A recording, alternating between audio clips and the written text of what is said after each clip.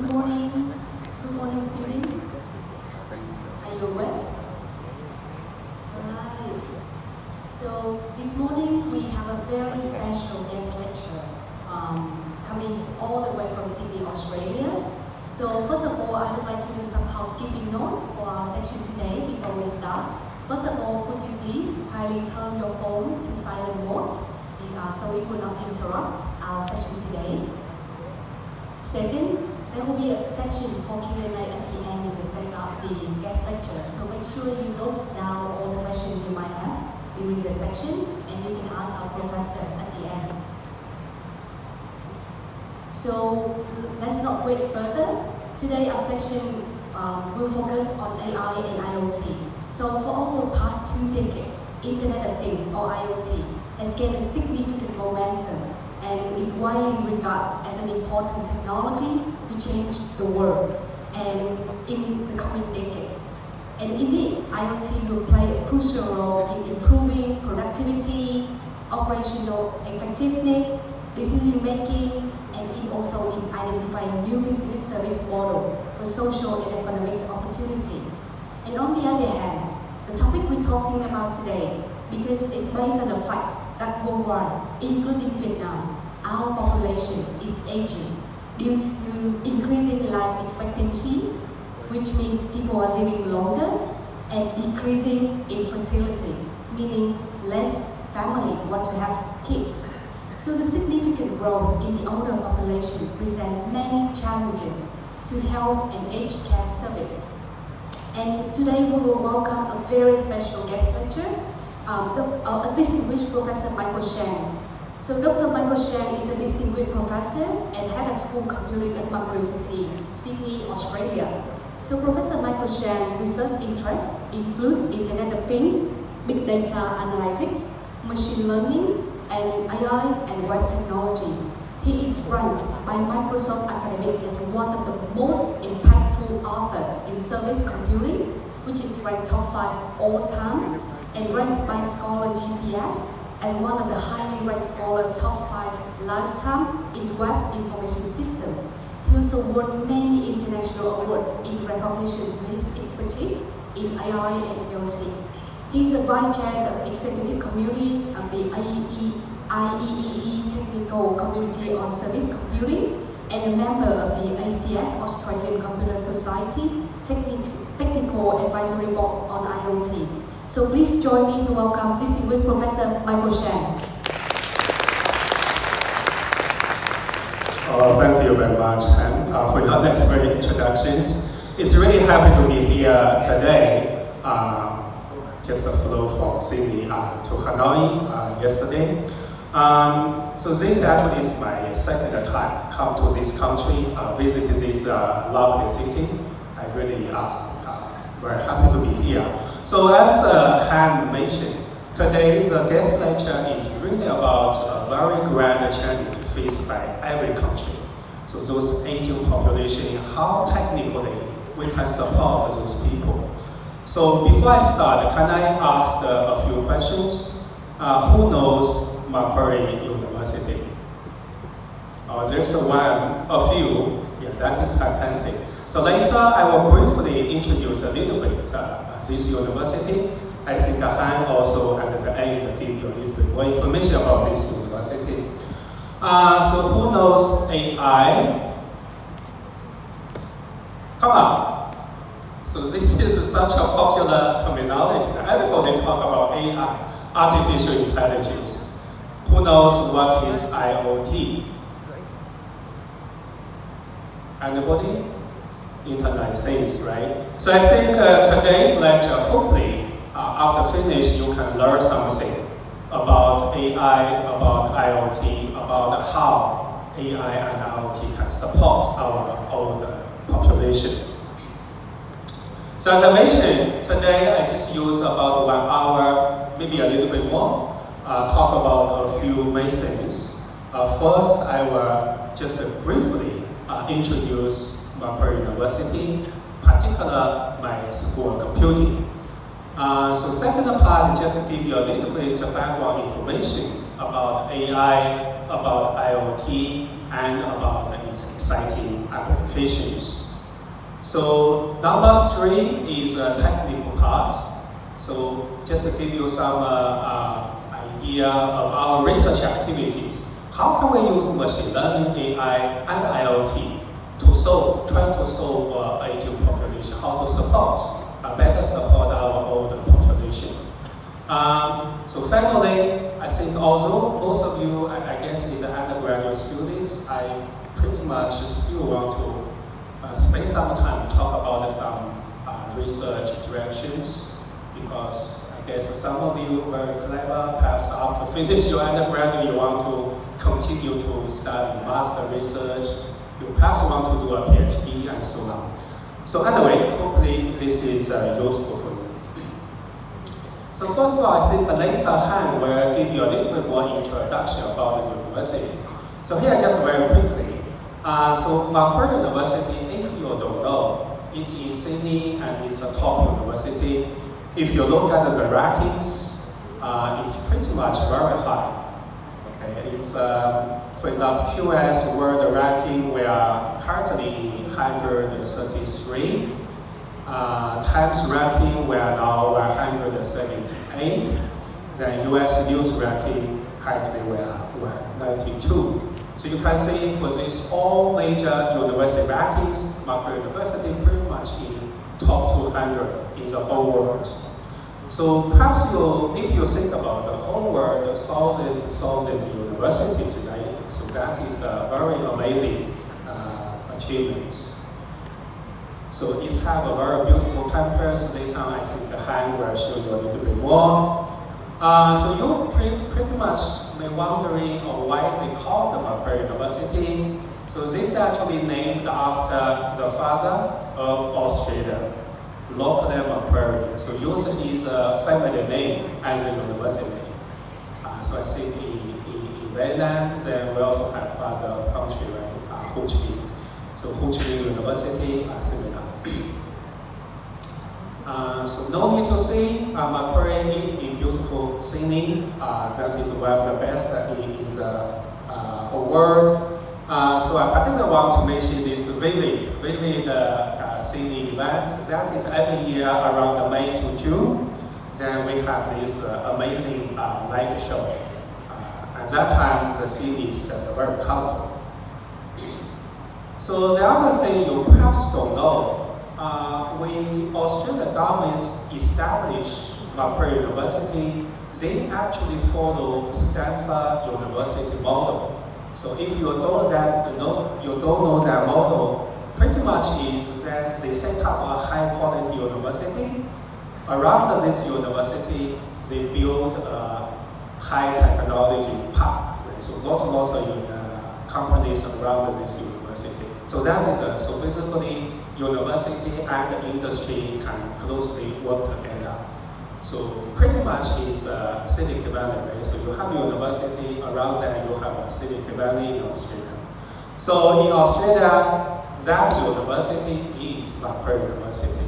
So you can understand is Australia's Stanford University. And around the Macquarie University, we have Macquarie Park. There's more than 400 different companies. If you look at that, all those top big companies that headquartered in Australia and New Zealand pretty much located around this area. So this is some data. You can see this is in terms of number 1 for IP registration. So it's not surprising, right? So there's lots of startups that you have some exciting ideas that you want to translate to commercialization. So Macquarie University already made lots of I would say amazing achievements or contributions to humanity. So here I just use 2 examples. One is innovation contribute to humans' life. That is Wi-Fi. So I think everybody nowadays, you cannot leave Wi-Fi, right? So anywhere you want to connect to Wi-Fi, then you can search information. But perhaps you don't know, Wi-Fi actually 30 years ago, it is invented in Macquarie University. So second one is education. We heard a lot about, when you study English, right? You have these national English dictionaries, right? So for UK English, then we talk about Oxford Dictionary. Then if you study American English, then you have Brown Dictionary, right? So for Australia, official English dictionary is called the Macquarie Dictionary. That is easy to understand, right? Because this university has such a strong linguistic capacity. So we basically come up Australia's national English dictionary. So that is give you some very high-level information about this university. As I mentioned many times, time later will give you a little bit more information about the Macquarie University. So next few slides, I really want to focus on introduce my school as a head of school. Right? So it's my duty to give you a little bit introduction about the school of computing and the Macquarie University. So first of all, I would say our school is a large school with also excellent facilities for students. You can see this whole 4-story very beautiful building is a home of school computing. Then inside, the university invested $40 million several years ago. So you can see all the brand new teaching labs, lots of informal student study areas, and also there's a cafe, right?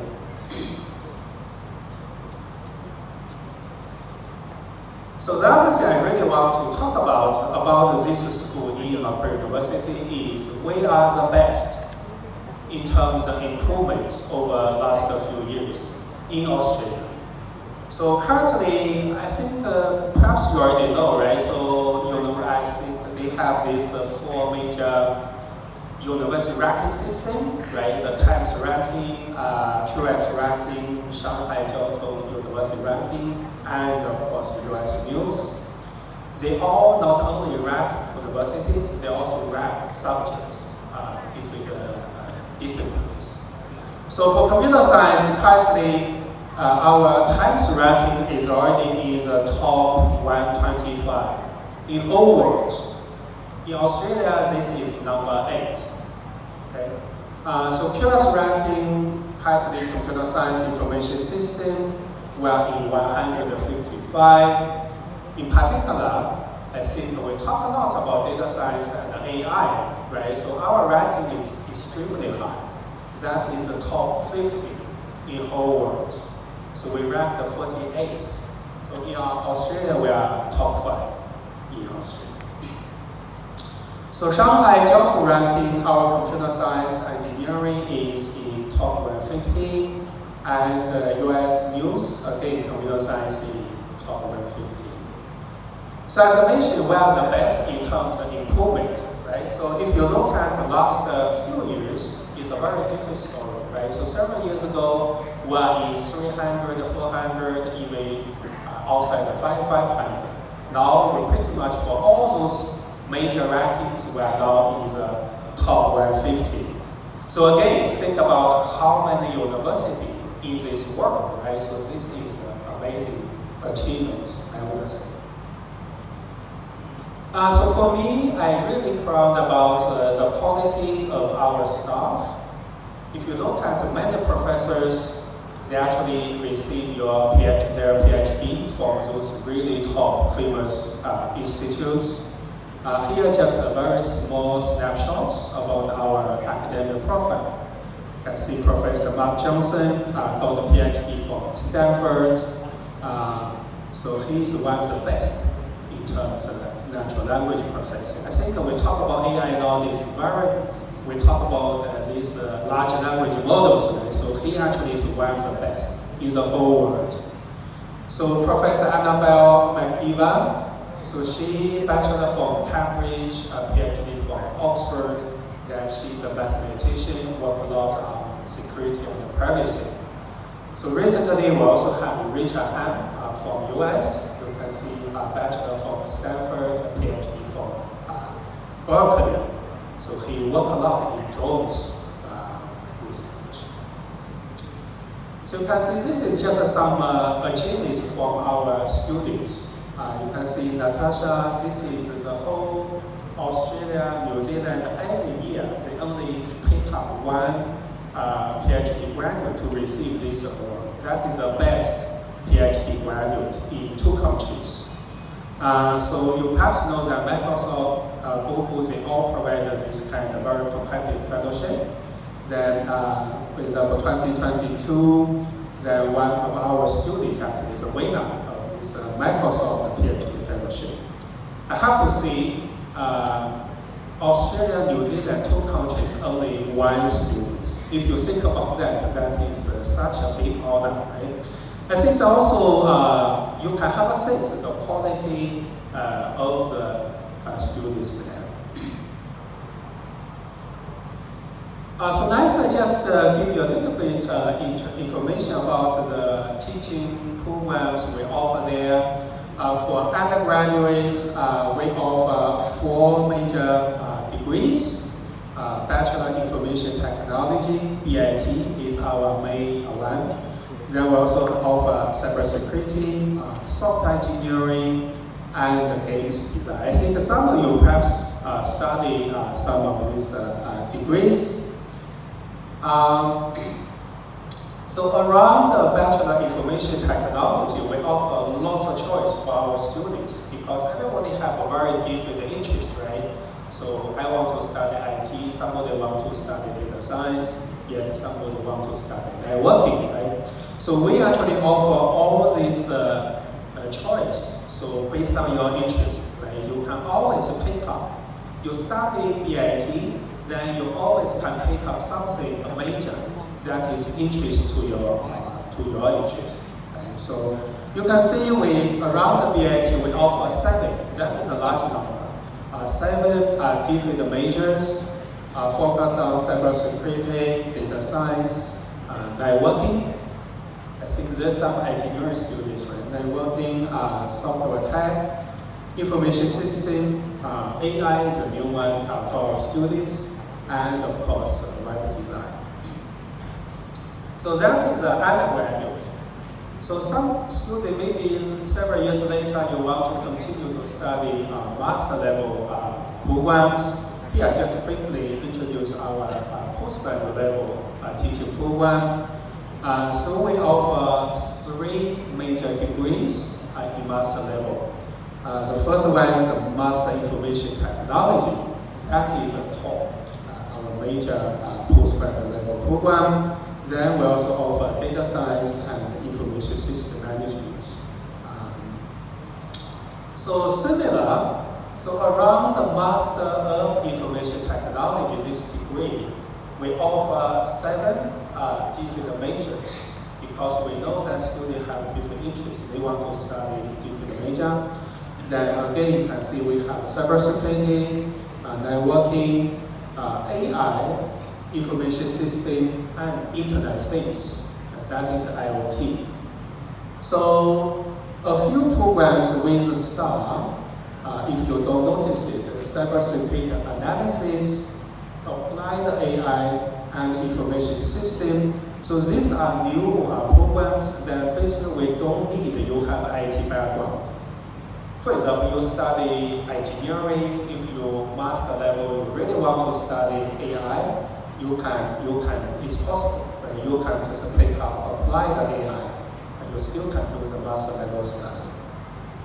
So those new programs we just started this semester. So next, I just give you some further information about our school. We actually have lots of overseas students from all different countries. So we understand that overseas students may have some study difficulties. So that's why our school offers this free service. You don't have to pay. Then if you have difficulties in studying some units, some courses, then we offer this job incentive. It's a free service that just the student just come in, then somebody will help you study. So obviously, I think all the universities are similar, right? So we have lots of student societies like this MAX is a Macquarie Association for Computing Students that have more than 4,000 students. It's not only current students, also the graduates. So we also have Women in Computing and many more. So Cybersecurity Association and so on.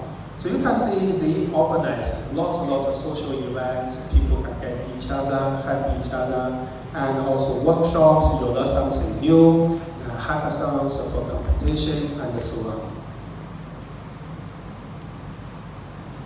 So this is some further snapshot from some activities. Don't forget, I mentioned that around the Macquarie University, actually Australia's Silicon Valley, right? So there is so many high technology companies there. So you can see we actually closely work with IBM. 2022, we run the hackathon with IBM. Then 2023, we have a workshop with Google. Then this year, this workshop will continue to organize by Microsoft. So I understand many of you is undergraduates, then perhaps this is not something too relevant, but I still, because IT is such a fast moving area, right? So I just talk a little bit about our research. You can see school computing, academic stuff, they have a very wide range of research interest. Many of them perhaps you already heard about that, right?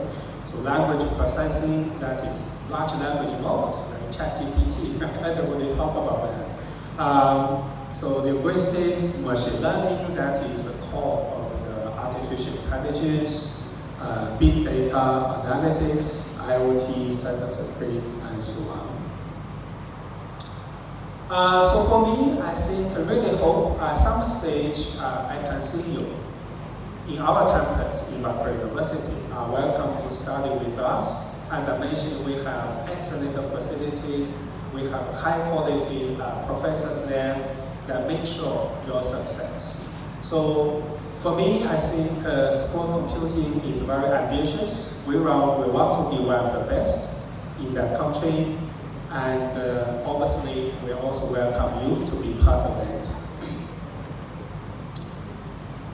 So before I finish the first part, I really want to take the opportunity to talk a little bit about career perspectives. Right? You study IT, then later what kind of jobs you can take, and other things. The very first thing, I think when you study IT, study computing, is really not about just you programming, use Java or use Python, coding skills. That is a very tiny part. Right? So when you study IT program, it's really also teach you lots of other things. Computational thinking, your problem solving skills, all those are very important. The second part is you study IT later, not necessarily you have to work in an IT company. Right? So IT nowadays is really applied in many disciplines. That means you have the IT background skills, you can work in many different sectors. Right? You can work in banks, if you have database skills, right? Manage data, then you can work on other disciplines, finance and so on. Next thing is, I think this is no need to say. I think there's a high demand for IT skills, particular cybersecurity, data science, AI, those kind of skills. There's a huge demand. I just want to take this opportunity to let you know that Australia government last year, that if you study IT in Australia, so after you finish your study, then you can get this up to 2 years post-study visa. Right? So that means when you finish your study, you don't have to come back to Vietnam. Then you can stay there, find a job, then continue to develop yourself. That is something exciting, I think, for overseas students. No need to say, I think people with IT skills have a very good payment. Right? So here just collect some information. It's Australia market, right? So in Australia, if you're a software engineer, right, so your salary average is around 110,000 per year, Australian dollar. Then of course can up to 160K per year. So AI, if you use AI, I think salary could be 100K to 180K and so on. So this is very good, right? So if you think about the pay. So here, this pretty much is the last slide. I introduce university and our school computing. So before I finish the first part, I have a few videos to show that wish you enjoy it. So the first one. We found an AI. First one is really about internet things. Hey guys, I'm Dr. Adam. I'm a lecturer in Internet of Things and Networking at the School of Computing. What's one thing that we wouldn't learn from your resume? That I'm multilingual, I speak Chinese and Korean. Awesome. So we're in the Internet of Things lab. Can you please tell us a little bit about it? Internet of Things lab at the School of Computing is a state-of-the-art laboratory funded by the Australian Research Council. Here we essentially do research in several domains, including but not limited to smart homes, smart cities, and smart health, sometimes even with smart agriculture. I heard that you guys have a dog-friendly office. Yes, so here it is. So this particular robot dog has several functionalities within the smart health sector. You can use it as a service dog. It can walk, it can carry the weight for you. You don't need to test its patients, it can test your patients by running very fast with you. It can go on rough terrains. It's perfectly capable of doing different maneuvers like climbing stairs. With a robotic arm, it can even make a coffee for you. What's his name?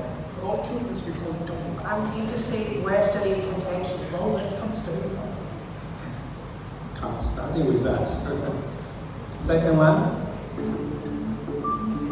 So this is AI. It's a human robot. I'm feeling chipper. Thank you. How about you? What's been the highlight of your day so far? Do you remember me? Okay. Everything's going pretty swell on my end. How about you? What's new in your world? This is one of our research, AI research.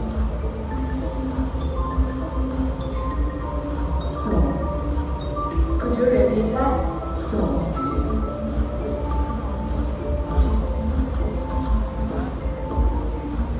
What am I doing?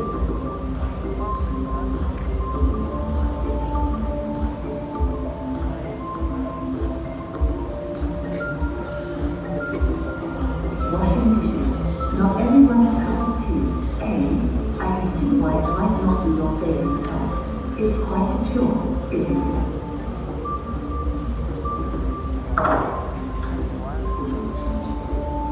And now what am I doing?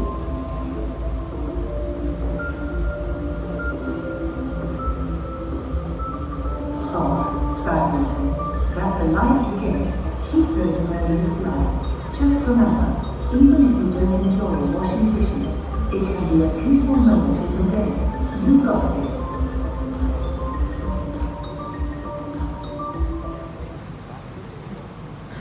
The next one is still the same robot. So then they can detect multiple people communication and also your emotion. Right? You are sad, happy, I'm excited to angry. hear about watching what your friends have been up to. I just found out I didn't get an internship I want. I'm really sorry to hear that. It must be disappointing after all your effort. I put so much effort into my application, and they didn't even give me a chance. He That didn't sounds get a really job. disheartening. Very Your sad. effort deserves recognition, and it's tough when it feels overlooked. That's totally understandable. It's really everything to feel overlooked. Absolutely. Feeling overlooked can be incredibly frustrating. Your feelings are acute and valid. It's just disgusting. I can't believe how unfair it is. It's truly unfair and disheartening. I'm here to support you through this. It really sucks. It really does. I'm sorry you're going through this. You know what? I just remembered something surprising that happened. Oh, what happened? I'm curious to hear about it. My cousin got engaged out of nowhere. Wow, that's quite a surprise. How exciting for your cousin. Yes, I was shocked. I mean, they've only been dating for a few months. That must have been a big surprise. Sometimes love moves quickly. Okay, so I have to say this robot is very expensive. We bought it from UK for research purpose.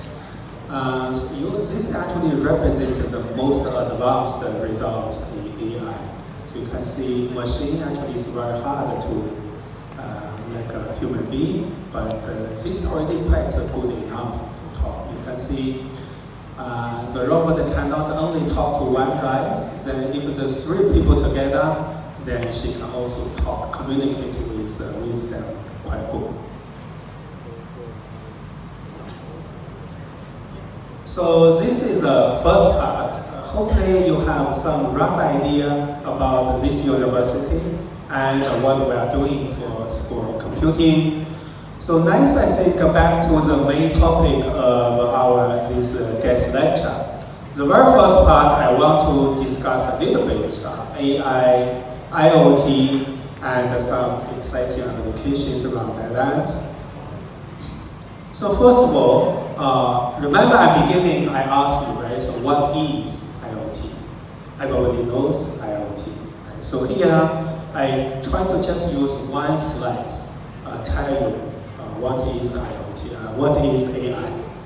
Okay, so first of all, to understand artificial intelligence, we have to understand what is intelligence, right? So intelligence is really about your ability, right? So your ability to learn things, your ability to solve those difficult problems, right?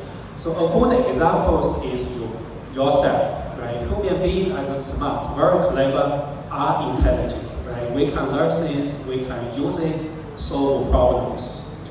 So that is intelligence. So artificial intelligence, right? So what is artificial intelligence? It's really about how to simulate human. Yeah, so how machine can just like a human being, right? Just like the robot I showed you before, then she can communicate with you, she can give you necessary information, and so on. So AI, in a very short description, is really about simulation of human intelligence, okay, by machines. It's machine simulate human. So ability to mimic all the functions of a human brain. So this, I think, is a very short definition about what is AI. So central around AI, there's lots of things, right? Technically and particular, for example, how we do the common sense reasoning, right? You see something, then you get a conclusion, right? Because you can reasoning. How can we have all those big knowledge, right? So we grab the things, then use our knowledge, then we do the judgment. How can we do the planning, we learn things, and how to communicate. All these are core part of AI. So how to recognize objects, let's see, face recognition, object recognition, and so on. So in short, I think AI actually it is a science and engineering, right? AI is a science engineering for what? To make those smart machines, right? So that is just a short definition about what do we mean by AI. So very fundamentally, I put something here. It's really about machine learning. What are those algorithms that can help machine to understand, right? And the language processing. So nowadays, remember that a robot, right, can understand a human being, then they can respond by this language. So all this is about the language processing. So for me, I think if you don't know, this year actually is a celebration of AI. Why? Anybody tell me why 2024 is a year to celebrate artificial intelligence? Any ideas? It is Nobel Prize, right? So everybody knows Nobel Prize actually they don't have a computer science, right? So they have a physics, chemistry, literature and so on. But this year is really the first ever a Nobel Prize given to computer scientists, right? So the first one is the Nobel Prize in physics. It's given to two computer scientists, AI. They basically divide artificial neural networks. Then this is serve as a foundation for AI. So John and Jeffrey. If you don't know, these two are computer scientists. It's not physics. Second one is Nobel Prize in chemistry. Chemistry, there's three people is a winner this year. David is not a computer scientist, but the last two, okay? David and John they are computer scientists. If you don't know, they work in Google DeepMind. Why they are the winners of the chemistry, right? Because they use AI to predict protein structure. So this is a fundamental discovery. There's many amazing possible applications. For example, you can come totally new medicine, right, from this. So that's why I think this year, AI research, I think if you do AI, then you feel really happy because everybody celebrates AI is something very important. So that is just talk a little bit about AI. Why I just use two slides. Really, I think so many people talk about AI. I don't have to repeat all the time. So next, I will focus on IoT, Internet Things. So first of all, anybody know who this guy? It is his Tim Berners-Lee, right? So he's a person who invented World Wide Web. Right? Nowadays, everybody uses web to search information, to do online shopping, because him, right, it's possible. So he actually is a winner is the Turing Award. The Turing Award, if you don't know, that is just like a Nobel Prize, but it's just for computing. Turing Award every year they give to some computer scientists. So last 30 years, there's obviously lots of technology breakthrough, right? So if you want to rank which technology changed people's lives the most, right? So this is the answer. The most technology changed people's life, it is internet. It is the World Wide Web. I think because you're all very young, right? So things on the left is very unfamiliar with you, right? So what's that telephone? What's that library? Do you need to write a letter, mail it to someone, right? So this is 30 years ago, 40 years ago, particularly when I, just like you, studying in university, I always do this, right? If I want to let my mom know something, I cannot give a call, use my smartphone. I just write a letter, then mail it. So after 1 week, she can get it. She really can get it. Right? This is 30 years ago, people do things like that, right? So you need to search some knowledge, then you need to go to library. Right? But nowadays, on the right is something you're extremely familiar, right? Because every day you use it. If you want to talk to your friends anytime, anywhere, right? If you connect to Wi-Fi, then you can do lots of things online, you can search knowledge online, and so on. So then I think you may wondering, let's say next 10 years, what are the most important technology going to change people's life, right? So here I think, of course, this is from Computer Network World magazine. That several years ago, they come up with this list. That are the important technology going to change people's life. The number one is IoT, if you don't know, okay? So next, I just give you a little bit more information about Internet Things. So you may think, where this technology came from, right? What is the origin of the IoT? So talking about Internet Things, the fundamental idea is everything is connected. Our world becomes smart, right? So that is a fundamental idea, basic idea about IoT. The devices are connected to each other, then they can communicate and do things. So this idea is not new. So you can trace back to 1970s, even much earlier. So here I give an example, actually it's almost 100 years ago. So if you don't know, Nikola Tesla is a great inventor, right? So almost 100 years ago, that is all the stuff he talked about, right? He talked about in the future what the people are going to do.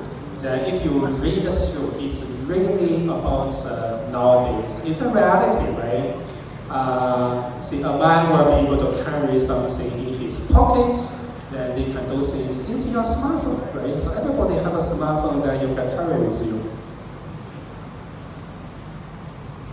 But I think officially, it's 1999.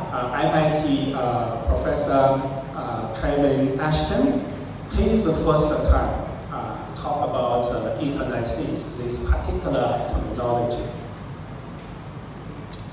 So after 10 years, this is not something really hot, right? So it's quiet. It's only after 10 years, since 1999, then around 2008, 2009, we basically widely regard that is the official birth year of Internet Things. Why? Because the number of devices connect to the web is more than the number of people connect to the web. So here I think there's some knowledge, right? Just in case you don't know where IoT comes from, what is the basic idea. Then when this technology first came up is 1999 by MIT.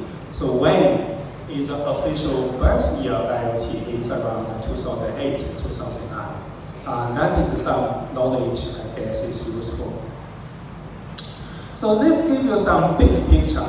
As I mentioned, the web is the most important technology changing people's life, right? So the web, if you don't know, first came is 1989. It's about 35 years ago, right? So at the beginning, the web is just a platform to connect a web page. Right? So we have a different web page, then we use web to connect them together. So at that stage, we call the Internet of Content. Right? It's really share some information. So later, of course, web further become a platform to have software on the web. Then you can do lots of things. The database push to the web, right? So in this way, then you can do online shopping, for example. So means the software can push to the web, use web service technology. And around 2007, the web further become a platform to connect people together. This is something everybody perhaps you use, right? So it's a social network, lots of things. So then again, around 2008, 2009, the web further become a platform to connect physical devices. That is Internet Things. I think hopefully this slide gives you a big picture. So the web lasts close to 4 decades and how they gone through. So why internet is exciting, right? Why is the technology going to change people's life, the most important technology? So if you know that Tim Berners-Lee, he talked about the future web, then this is something he talked about. The web is not the document, okay? It is the things. So what does that mean? That means the fundamental or the final goal of the World War Wide is IoT, is become a platform to connect all the physical devices together, right? So for now, I think we're still not there yet. What we have now is really two separate worlds, right? So we have virtual world is the web, right? So you go to the internet, you do lots of things, right? That is virtual world. Then also we have our physical world. Let's say the lecture hall here. That is a physical world, right? So the two still there's a gap. Because of such a gap, there's lots of problems, right? For example, information delay, mistake, or errors, and so on. And sometimes malicious, right? So they purposely try to push some wrong information to misleading people for some reason, right? So with IoT, why IoT is so exciting, right? So with IoT, the two separate worlds that can seamlessly come together. So physical world and virtual world no longer is two separate things, right? So they come as one. You can see the benefit, right? So the benefit basically is you can have those very detailed information and it's real-time information. Then you understand what's going on, something you're interested in. For example, you want to travel from A to B, then you can real-time know the traffic condition, then help you to make a better decision which route you need to go. So as I mentioned, in 1999, MIT professor first come up with this concept.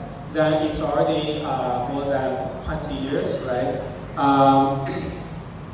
25 years, I think. Then pretty much nowadays, IoT has already reached every aspect of people's life, right? So the manufacturing, medicine, retail, and so on, industrial manufacturing. So let's just quickly go through some exciting applications that IoT support. So support aging population is one of them. So first one is smart cities, right? So I think Vietnam government perhaps also have such plan. So pretty much every government now, they put smart cities as priority. What does that mean? That means they try to solve lots of problems about cities, right? So lots of people, very crowded, very bad traffic, then actually smart city is a solution. For example, then this is just two examples around the smart cities, right? So the garbage collection, then nowadays perhaps it's a truck just go there. Even there's no rubbish, right? They go there anyway, because they don't know whether a rubbish bin has waste or not. But imagine then, if we IoT, we can real-time monitor the rubbish bin, right? So if it's full, then we ask the driver go. If it's empty, then you don't have to go, right? So the other thing, of course, smart parking. So particularly like big cities, Shanghai, Sydney, New York, even Hawaii, Ho Chi Minh cities, then lots of people, then you need to usually drive around trying to find the parking in those busy hours, right? So imagine then IoT can real-time monitor where there's a free parking spots, then you can just go there, save your time. So the other thing, of course, is established store. I think the young generation, perhaps you use a lot of online shopping, right? It's very convenient. If you want to buy something, just go online, then you do it. But I think still those physical shops still have lots of benefits, right? For example, you can go there, you can see it, you can test it, you can try, you can make sure it is something you want, right? Rather than online shopping, then you buy it, then you need to return if you are happy about it, right? So most important, I think, physical shops, then most important is for people to relaxing, right? So you go there not only just for shopping, then you relax yourself, right? So in this way, I think those real store still is needed. So that's why it's a trend now. In China, you can see if you haven't heard about this called cafe, it works just use your smartphone, check in, then inside no one there. You just pick up anything you want, you walk out. Behind, of course, is IoT technology, right? So you pick up things, they have RFID tag, then when you walk out, the reader knows which product you pick up, then they automatically charge you. So similar things also happen in USA. So if you don't know, then they call the Amazon Go. It's a convenience shop. There's lots of videos how this works. Please, if you're interested, after the lecture, then you can search and have a look. So they use a lot AI technology, machine learning, computer vision. They install many cameras in the shop. Then behind is a machine learning always, then similar. You pick up things, then they always know you pick up something, right? So then they charge you. So there's lots of, I think IoT it pretty much is a reality now. Maybe this is just some apps. For example, Florida24, it is an IoT website. This IoT website basically collects all the domestic flights, right, worldwide. Then you can real-time monitor a particular flight, right? So in this way, I think each airplane is an IoT object, right? So Symphony is an IoT search engine. Then you can search some IoT objects from there. So this is some, because myself, I think Han introduced me a little bit at the beginning, so I do IoT a lot. I started work on IoT in 2005. It's almost 20 years ago. So in Australia, I also lead quite a lot large research projects. This is one of them. Then we have a $1 million smart city projects based around the Macquarie Park. Then we monitor crowd movements.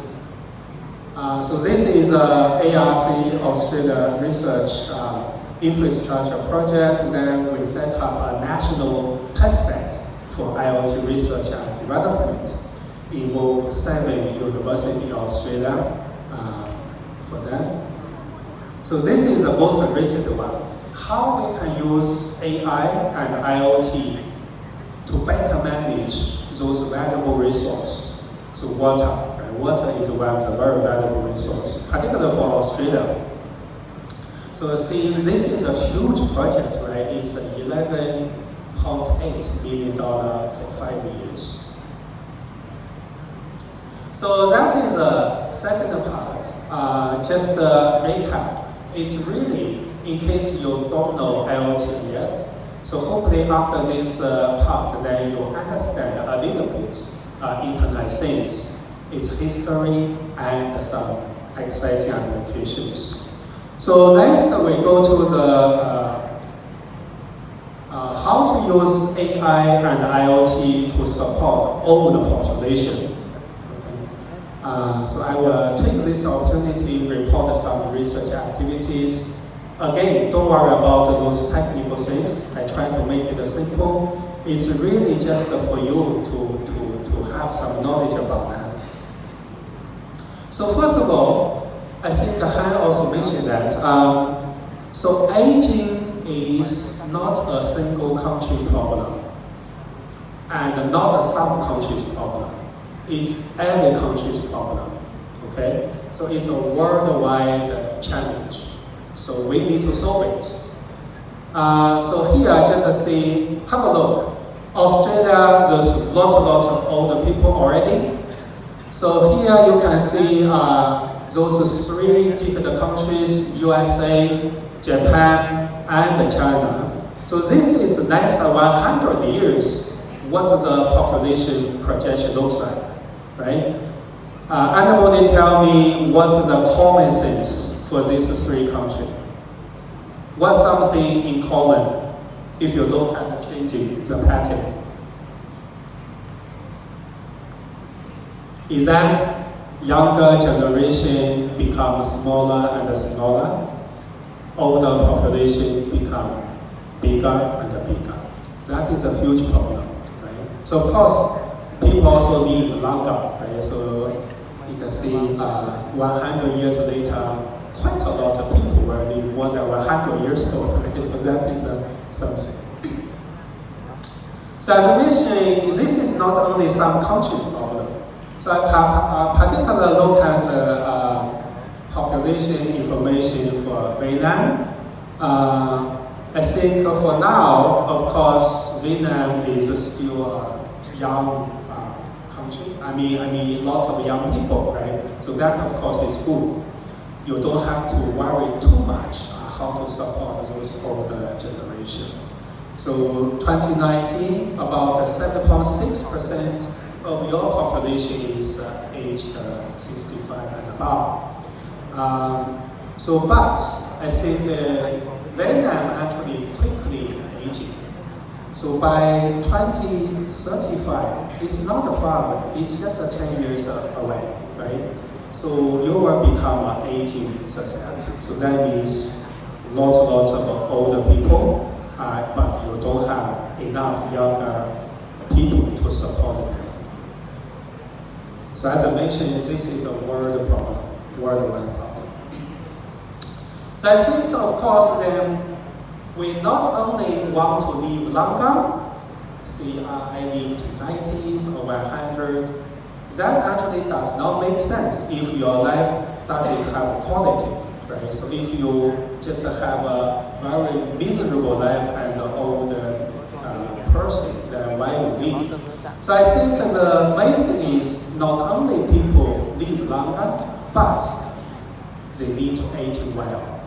How can we do that, right? So basically, fundamentally is how technology can help our older people if you don't have enough working people to support them. So here, just to give you some example, right? So timely detect the accidents. If they have a fall, then we quickly know that we inform people, right? So older people become easily forget things. They have some dementia problem.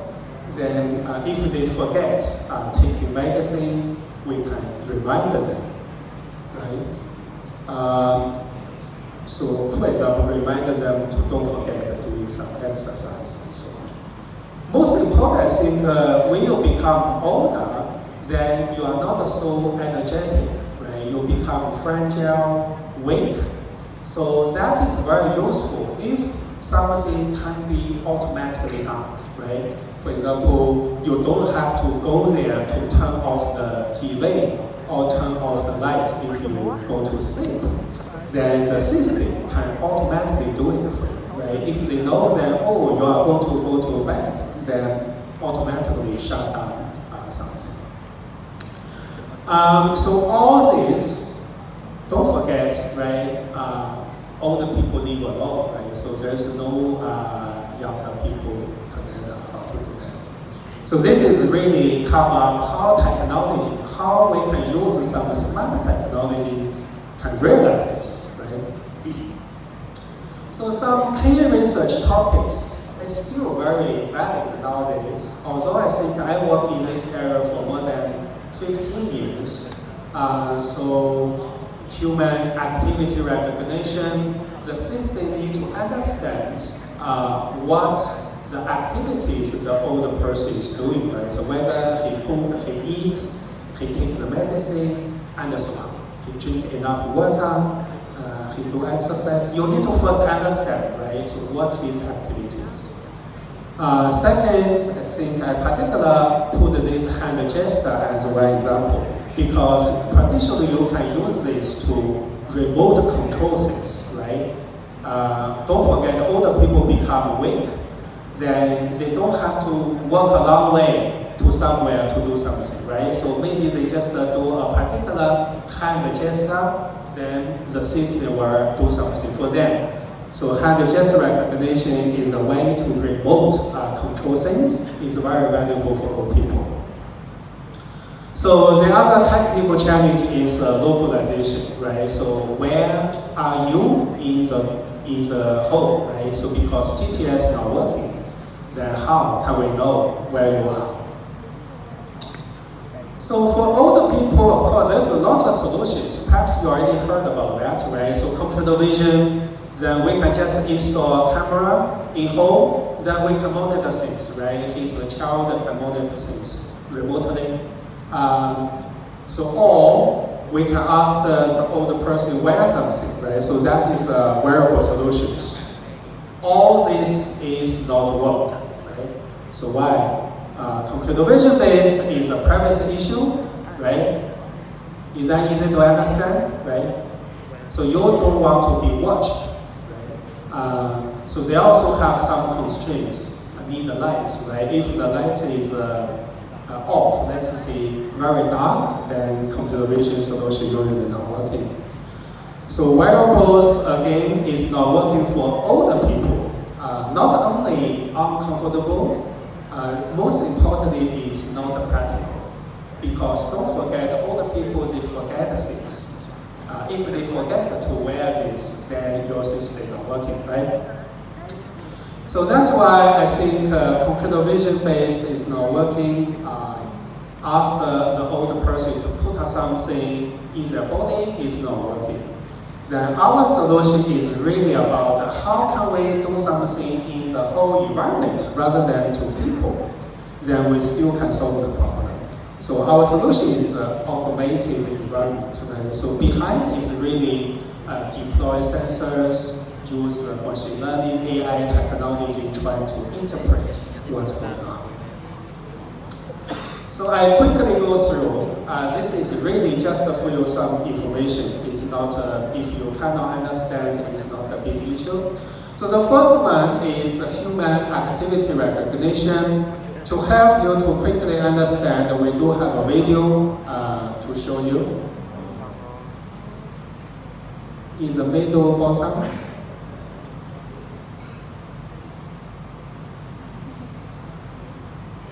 Yeah, wait a little bit.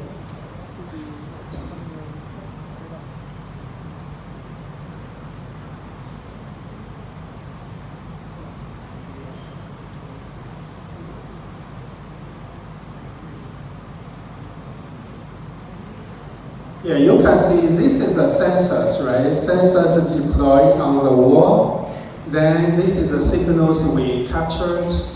Then of course behind the world they use machine learning to learn the patterns, right? When you do a particular action, then what the signal looks like.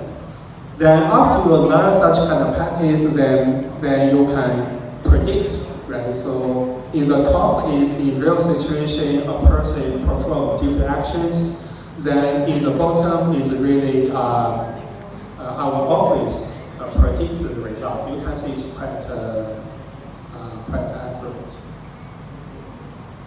So this is another one. We use a Kinect approach trying to do the action recognition. So the second one is indoor localization. Okay, so you can see again that those little white things is RFID tag, is a sensor. Then when a person walk around, and then they can, our algorithms can accurately predict where you are. So next is hand gesture recognition. I just quickly go through. I need to make sure I leave enough time for hand to introduce university.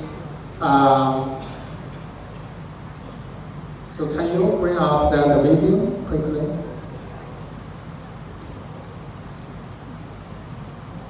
Is the left bottom.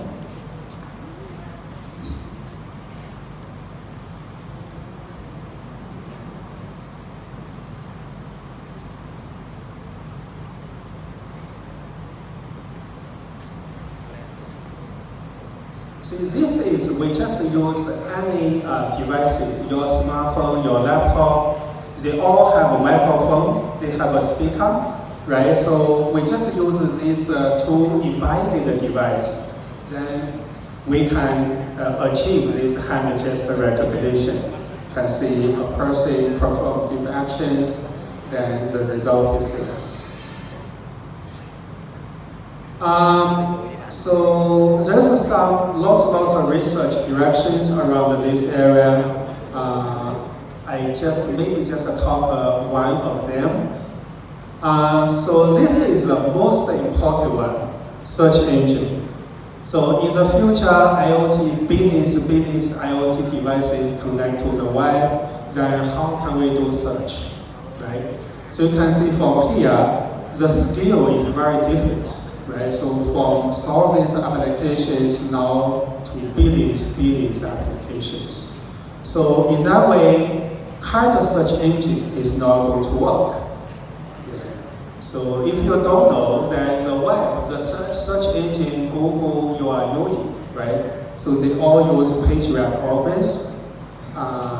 So our research basically is PageRank is not going to work for Internet Things search engine. So can we bring that short video to explain a little bit about IoT search?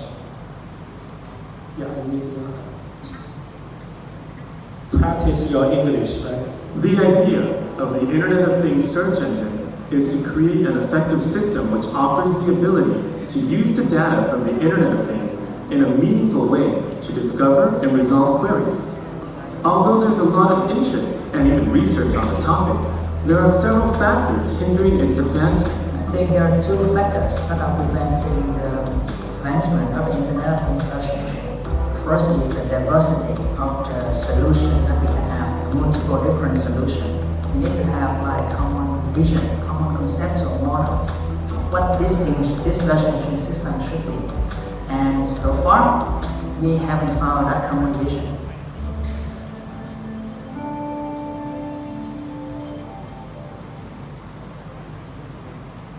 To create a more unified vision for the Internet of Things search engine, Chun, a postdoctoral researcher at the University of Adelaide, used automated software tools to identify 200 relevant articles from various academic sources. We realized two things. So the first thing is that the field is growing, but at the same time, it is growing apart in the sense that the ratio of paper being cited by all the work each year still keep reducing and reducing.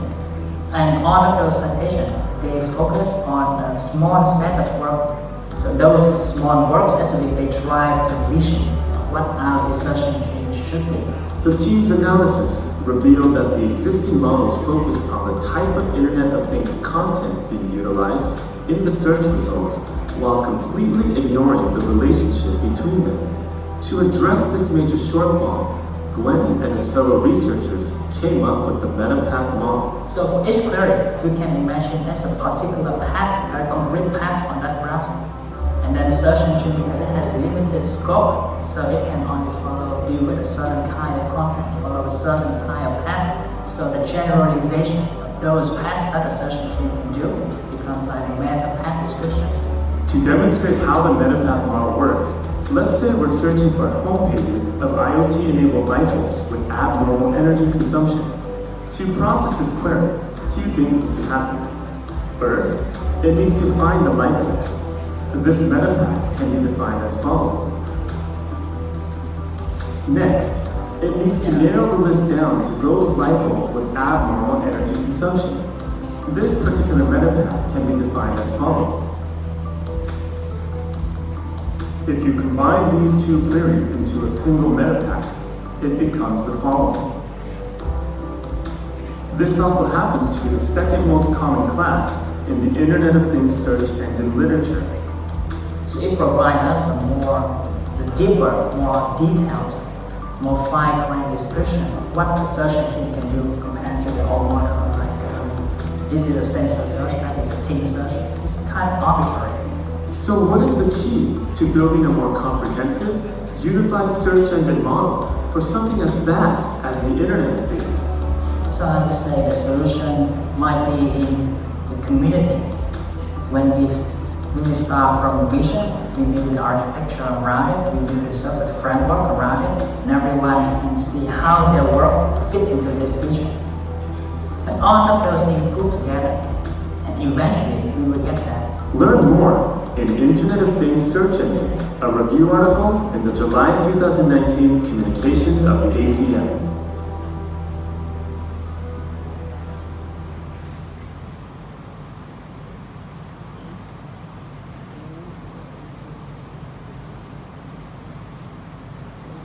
Yeah, so I forgot to mention, this actually was my previous PhD student when I worked in University of Adelaide.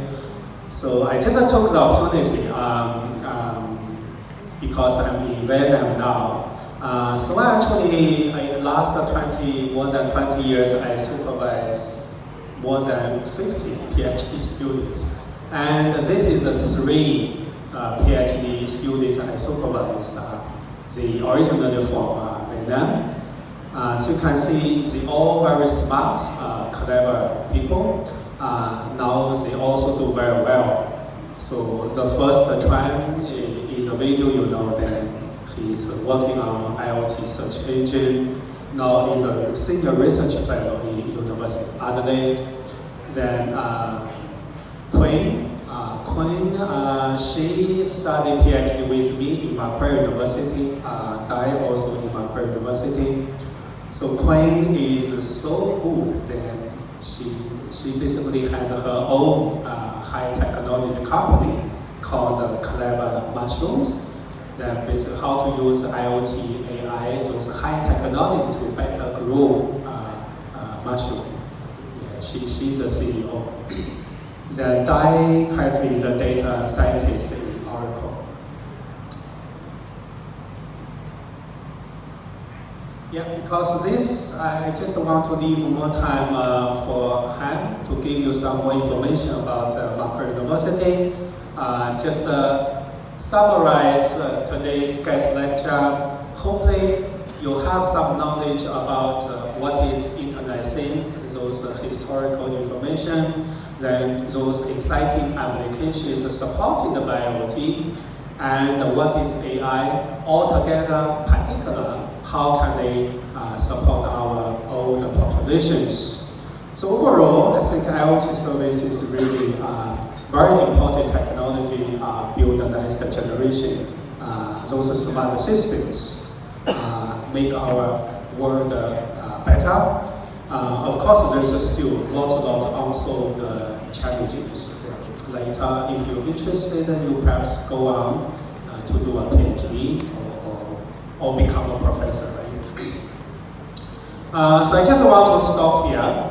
Han, I'm not sure what's the next one.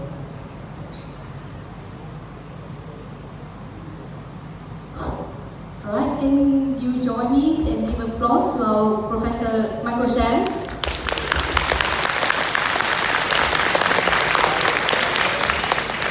Thank you, Professor Michael Sheng. I will switch to Vietnamese to chat with the students a little bit. Các em vừa nghe thầy nói có khó nghe lắm không? Nếu mà tất cả những slide mà thầy vừa trình bày thì sau đấy thì thầy nhà trường cũng sẽ Đại học Macquarie cũng sẽ gửi lại cho bên Học viện Bưu chính Viễn thông thì có thể share lại cho các thầy cô và các thầy cô có thể share lại cho các bạn sinh viên tham dự buổi ngày hôm nay ha. Những cái thông tin mà thầy chia sẻ trong ngày hôm nay thì rất là nhiều thông tin, bởi vì như thầy Michael Sheng cũng có chia sẻ trước đấy thì thầy Michael Sheng là một trong những người đầu tiên trên toàn thế giới mà nghiên cứu trong lĩnh vực về IoT. Thầy bắt đầu làm lĩnh vực IoT từ cách đây 20 năm rồi, từ năm 20 năm, từ năm 2005 rồi. Thế cho nên tất cả những cái mà thầy có thể gói gọn trong một cái buổi sáng ngày hôm nay thì thực sự thì không thể nào mà chia sẻ được hết. Nhưng mà thầy đã nêu ra những cái dự án nổi bật nhất và những cái mà thầy tiếp làm và nó có liên quan đến với cái vấn đề mà chúng ta đang thấy hàng ngày bây giờ, đấy là vấn đề về sự già hóa của dân số. Thì hy vọng các em enjoy, các em cảm thấy những cái buổi chia sẻ ngày hôm nay của thầy có ích.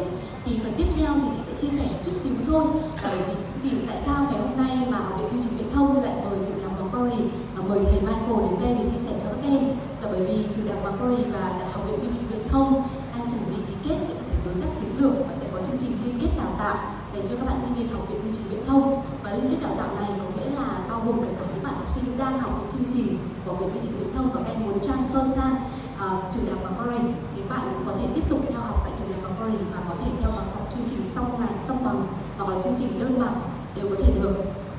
Michael, can I borrow the clicker? Thank you. Phần tiếp theo thì chị sẽ nói rất là nhanh thôi bằng tiếng Việt và sẽ có một phần cuối để cho các bạn có thể trò chuyện và hỏi các câu hỏi trực tiếp ở những cái lĩnh vực mà các em quan tâm đối với giáo sư Michael ha. Thì đây là campus của trường đại học Macquarie này. Các bạn có thể nhìn thấy campus của Macquarie rất là rộng và đây là campus rộng nhất trong tất cả các trường đại học tại thành phố Sydney và rất là nhiều màu xanh. Thì trường đại học Macquarie hiện tại đang xếp hạng top 120 trên toàn thế giới, nhưng đặc biệt trong lĩnh vực về computer science và lĩnh vực về data và AI thì Macquarie được xếp hạng top 50 thế giới và top thứ 5 hoặc là top thứ 8 tại Úc ở hai lĩnh vực. Data là lĩnh vực top 8 của Úc, top 5 của Úc và top 50 trên toàn thế giới. Nhưng Macquarie đặc biệt rất là tự hào là đứng số 1 trên toàn bộ thành phố Sydney về tỷ lệ sinh viên ra trường có việc làm.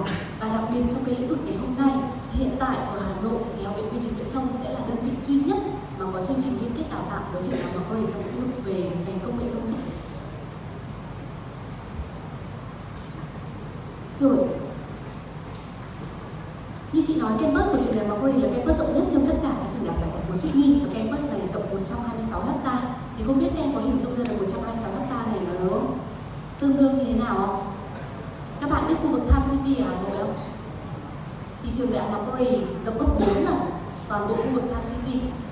Toàn bộ khu vực nó giống như một thành phố thu nhỏ và cái đặc biệt lớn nhất của trường đại học Macquarie mà đặc biệt liên quan đến lĩnh vực về công nghệ thông tin thì giống như lúc nãy thầy Michael có chia sẻ, bởi vì Macquarie được xây dựng với mô hình là một trường đại học công của chính phủ nhé, thì Macquarie được xây dựng để trở thành Stanford of the South, là trường đại học mà kết nối industry và academic. Tức là các em sẽ học trong một môi trường mà bao quanh trường đại học Macquarie là hơn 300 công ty và tập đoàn nằm trong lĩnh vực, đặc biệt nằm trong lĩnh vực công nghệ thông tin. Thì Macquarie nằm ở trong largest high-tech precinct. Đây là quận liên quan về công nghệ thông tin gọi là precinct, tức là nó là một cái tổ hợp phức hợp về công nghệ thông tin lớn nhất nước Úc và lớn nhất toàn bộ Nam bán cầu. Nó được ví như là thung lũng Silicon của nước Úc và nó nằm vào chính giữa của nó, nằm ở tâm chính là trường đại học Macquarie. Thì chính vì thế các em sẽ nhìn thấy lý do tại sao Macquarie rất là mạnh trong lĩnh vực về ngành IT này, và cái quan trọng hơn cả đó là trong quá trình học các em được học từ những chương trình mà nhà trường cập nhật thường xuyên, được thiết kế bởi các chuyên gia trong ngành, chính là những công ty IT, những tập đoàn liên quan đến lĩnh vực mà các em đang học, IoT, AI, tất cả những lĩnh vực đó hoặc là web. Rồi Macquarie cũng là trường đại học mà duy nhất tại Úc hiện tại sở hữu bệnh viện nằm trong trường.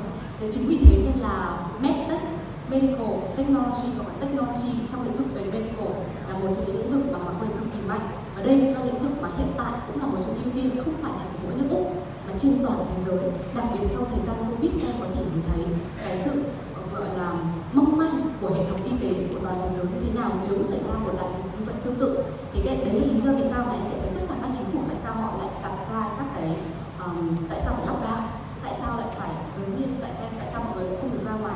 Đó là bởi vì đề phòng trong trường hợp của tất cả mọi người lây nhiễm bệnh ở diện rộng thì hệ thống y tế sẽ không thể nào mà tải nổi.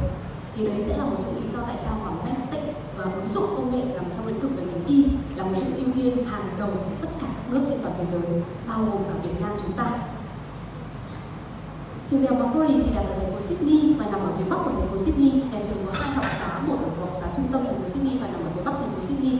Thì các bạn về có thể search Google Macquarie Park Innovation District hoặc là Macquarie Technology Park. Các em sẽ tìm được hết tất cả các tên các công ty mà nằm trong cái khu vực này mà có liên kết với trường đại học Macquarie. Thì đây là một vài hình ảnh, chị sẽ đi rất là nhanh một vài hình ảnh về campus của đại học Macquarie. Các em đang nhìn thấy hình ảnh đấy là khu ký túc xá của trường đại học Macquarie và khu vực Central Courtyard là khu vực mà toàn bộ tầng 1, tầng 2 là nhà hàng, quán ăn, vui chơi cho các bạn sinh viên. Thư viện được vận hành bởi cánh tay robot. Macquarie là đại học đầu tiên trên toàn Úc có thư viện được vận hành bởi cánh tay robot. Điều này một lần nữa thể hiện cái sự đầu tư của nhà trường trong lĩnh vực về công nghệ thông tin. Thì cái chương trình cái thư viện vận hành bởi cánh tay robot này có từ năm 2011 rồi. Tức là Macquarie là trường đại học đầu tiên. Đến thời điểm này thì Úc chỉ có 3 trường đại học có thư viện được vận hành hoàn toàn bởi cánh tay robot thôi. Incubator thì đặc biệt với các bạn mà học về trong lĩnh vực về công nghệ thông tin, chị rất là tin là khi chúng ta đang nghiên cứu những cái công nghệ mới thì các em sẽ thấy là rất là nhiều cái cơ hội để chúng ta có thể start up, chúng ta có thể mở một công ty riêng của mình. Thì trong trường đại học Macquarie sẽ có incubator. Các bạn biết incubator là gì không? là vườn ươm khởi nghiệp. Thì incubator này sẽ giúp cho các em, nó giống như bệnh phòng để các em có thể phát triển một công ty ở trên một ý tưởng kinh doanh của mình, hoặc các em có thể tìm kiếm các nhà đầu tư tinh thần, hoặc là các em có thể cứ dựa vào những cái free legal advice, rất nhiều support, hoặc thậm chí đơn giản là các bạn có thể đến đây để tìm các cái cơ hội việc làm mới thôi.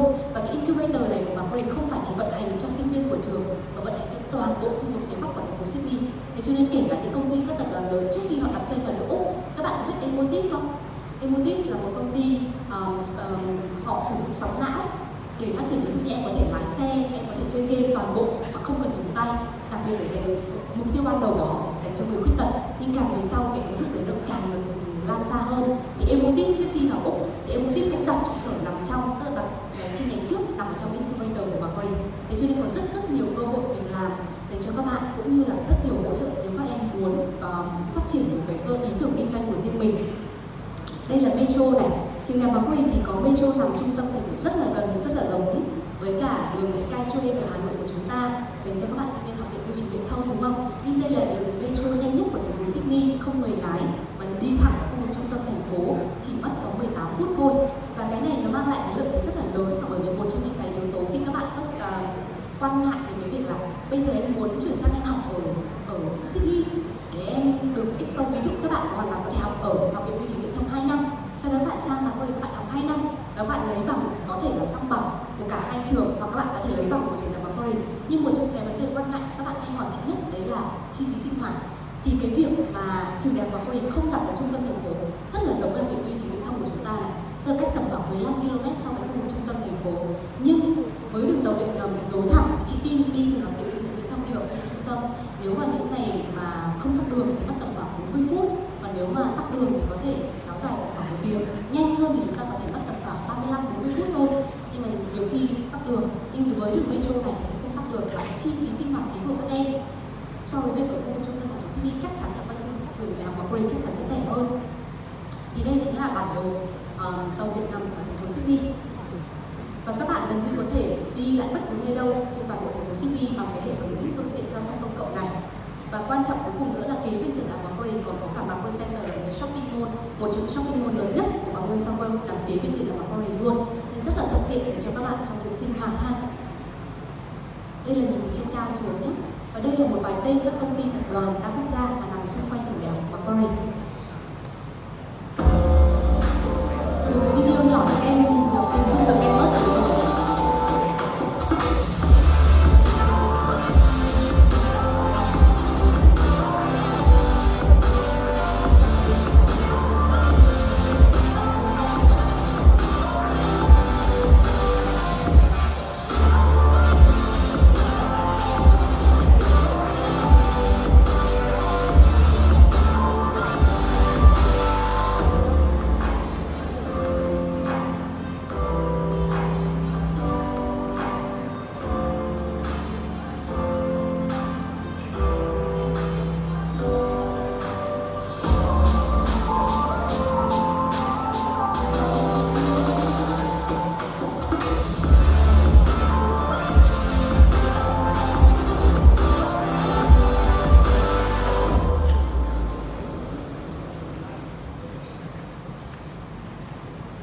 Rồi, vừa rồi thì thầy Michael đã nói về School of Computing cho các em rồi. Thì với các bạn sinh viên từ học viện bưu chính viễn thông thì các bạn chuyển tiếp sang, có chị tin là trong phòng ngày hôm nay cũng có các bạn sinh viên ngành engineer đúng không nào?